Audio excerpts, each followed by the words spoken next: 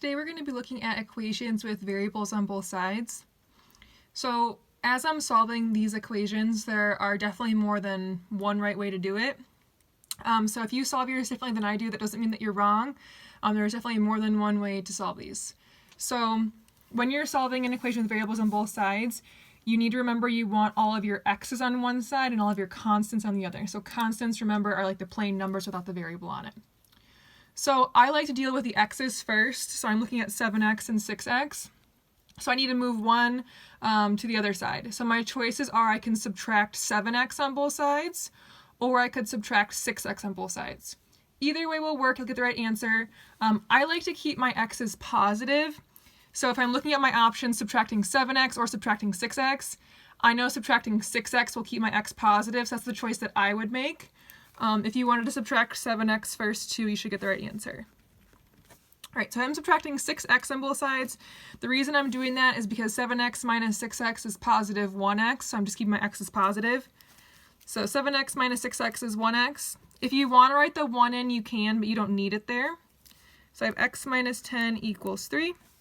And then all my x's are on the left side, so that means I want all my constants or my plain numbers on the right side. So I just need to add 10. So x equals 13. So if you solve this problem with your steps in a different order, you should still get x equals 13 as your final solution. Okay, so number 2, same thing. I'm going to deal with the x's first. So my options are to subtract 12x on both sides, or I could add 6x on both sides. I like to keep my x's positive, so I'm going to start by adding 6x on both sides. So these cancel. We're going to do opposite. It was negative 6x, so I added 6x so they would cancel out. So 12x plus 6x is 18x. All right, and all my x's are on this side, so I want my constants on the other, so I need to get rid of this 4. It's just a two-step equation now, so I can subtract 4 on both sides.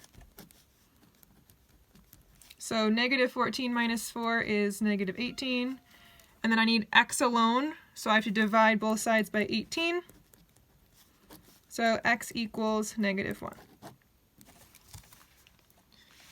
right, number 3. So if I'm dealing with my x's first, my options are to add 6x on both sides, or I can add 14x on both sides. Again, either way will work. I like to keep my x's positive, and adding 14x will keep things positive, so that's what I'm going to do. So these cancel. So we've got 8x minus 20 equals 4. So I'm going to add 20 on both sides. And then I can divide by 8. So x equals 3.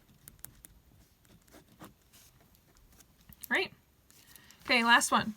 So this one is a little bit different than the other ones in that my x's don't have a number out front. If your x's don't have a number in front of them, it means it's 1x. So if you want to draw a 1 in, if that's helpful, you can do that. You definitely don't have to, but you need to know that x just means the same thing as 1x.